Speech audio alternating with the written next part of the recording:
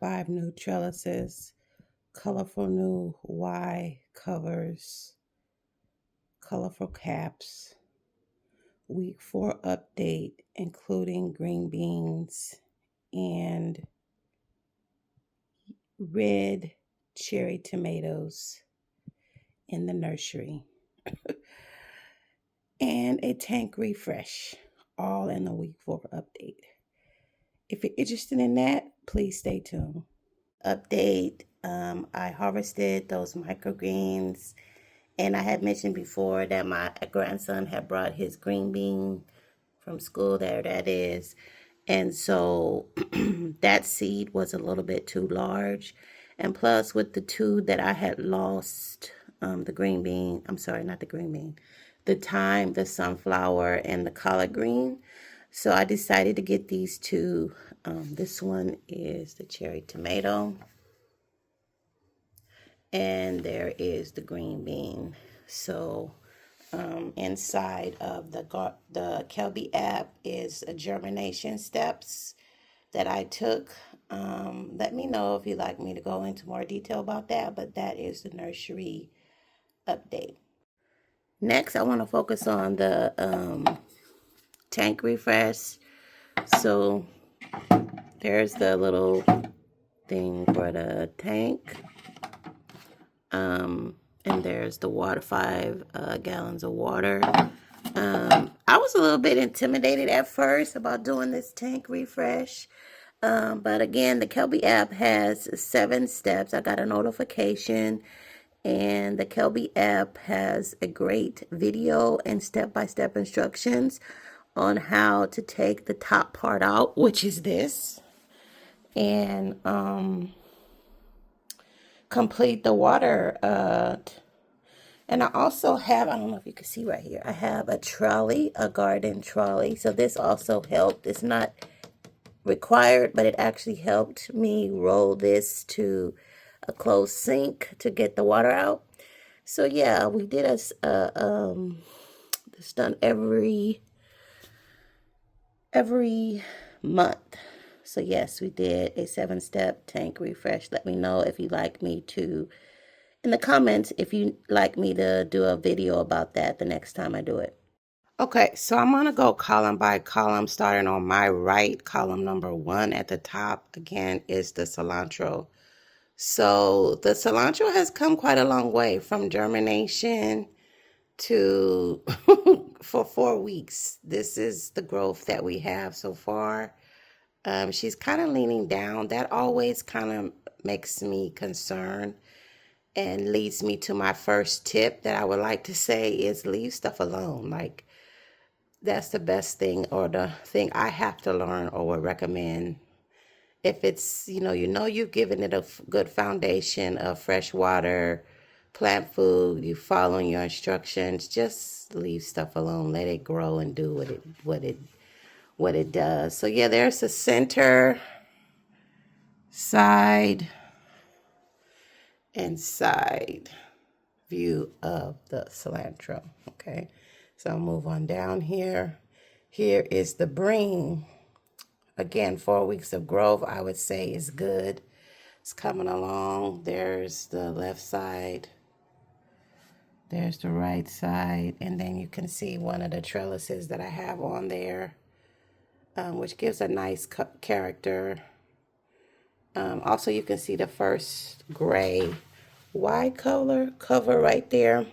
And after going through all I did with losing kale and sunflower and collard green during that planting, trimming, and self era, I was like, I do not want to be going through anything else. So I got a message about, not that I had mold or algae, but that these Y covers right here can help prevent algae, mold, and things like that, and other pests. So I started off with foil. I put foil on all of these, all 27. And then not 20, I had 5 white Y covers that you'll see as we go along.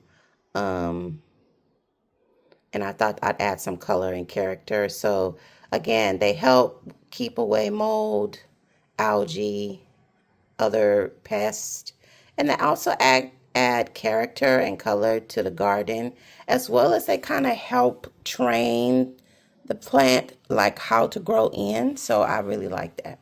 Okay, so here we have the celery. Celery was one of the last ones to sprout. Again, you see some kind of like weeping, but there celery is. She has a red Y cover, as you can see. There it is from that side. So you can definitely see there's growth going on there. And I'm not going to try to prop it up or anything like that. I'm just going to let it do what it do. Okay, here we have our first of two purple cobari. So there that is. Okay, so if you have a garden and you have purple cobari, is this looking correct to you so far as the middle? This part right here. Part of me wants to pick it, but I'm just going to leave it alone. Okay, so there's the side with that. There's the side with that, so you can see that. Here's our empty one where the collar was. So that is also an example of one of the red covers. And again, you can use foil or you can go in and purchase these, totally optional. Okay, come back up here. We have the bok choy. Bok choy. So here's from my left, center. Here's from my right. Okay, so that is bok choy. I was so looking forward to cooking this with some collard greens, which I am going to get some mustard greens, some collard greens. I have my whole plan for my next hoorah in doing this, but yes, that's the bok choy. Next we have green tatsui. So it's really blossoming there. As you can see, this is the center. And it's got a red white cover, I believe it is. And that's from the side. And the side coming along very, very nicely. Next we have spinach. There are spinaches.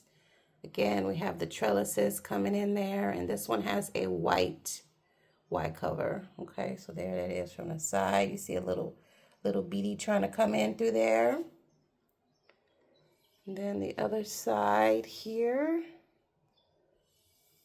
And I just want to give a tip. If you decide to use these Y covers, make sure that you do not snap just be careful and make sure you don't snap the actual stem, because that can cause damage to your baby. Here's basil. Can't wait to use this basil in some all different kind of sauces and cooking with it. So it is coming along nicely. You see it has that the colorful Y cover. And that is from one side, another baby one down in there. So quite a bit of growth. Whoops, sorry. That's a sunflower peeping in through there. But yeah, that's the side. Okay, basil and then dill. So I kind of propped this dill up against the trellis because it was just like completely, first it was like going down, then it was going up. And when I see them like bent over, like weeping, it just does something to me. So anyway, there the dill is quite a bit of growth going on there. And again, that is an herb that I will be using and cooking with. Can't wait. On to column number 2, we have the thyme. And again, this was one of the ones that was growing kind of slowly. It has that Y cover there. So we have the center of the thyme. This is the left side. And then the right side. There you go. So that is the thyme. So again, it was kind of like leaning, and then it was kind of standing. And then now you see it's just kind of to the side. And I did notice that this one really did take off when we did the thinning. So yes, that is the time. And I'm going to leave it alone. And heartbreak, heartbreak, cry emoji. Here again, you will see a colorful Y cover. I'm sorry, cap. This is a cap. And again, I added this on. And you can use foil. You don't have to use this. But I thought it would give color and character. There's a green one, by the way, just so you can see. So we got green and red right there. There is, let me stay on track. Here is the kale. They call this dinosaur kale. In other words, blue kale, kale lacinito. There it is. You can see the center from the side. Again, from the other side, there it is, kale. Okay, going down, here's my beautiful sunflower. It is really taking off. I miss her sister, but here we are. There it is, on the left. And from the white, and if you look really closely, you can see she has a pinkish, reddish color white cover over there. Orange white cover, and this is the bunching onion, which you see it is taking off nicely from the left side, from the right side. There it is. Then we have the lemon balm, which again was a slow riser, slow grower, but you see it's starting to take off. It actually, once I put this Y cover on there, it actually started to just come on through. So there it is. And also Kelby is watering twice a day now. So I showed you that where the other kale used to be. Here we have cauliflower.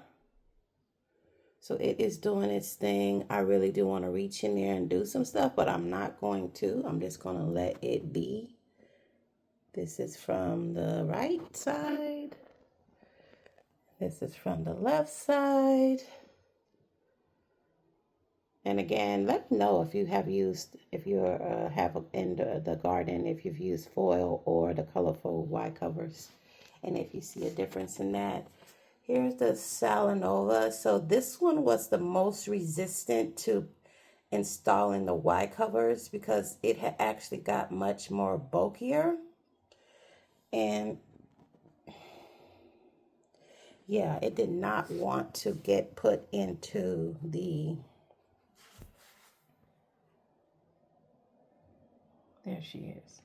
So one of her leaves fell off and I did eat that leaf rather. But green Salanova, there that is. I can't wait to taste that.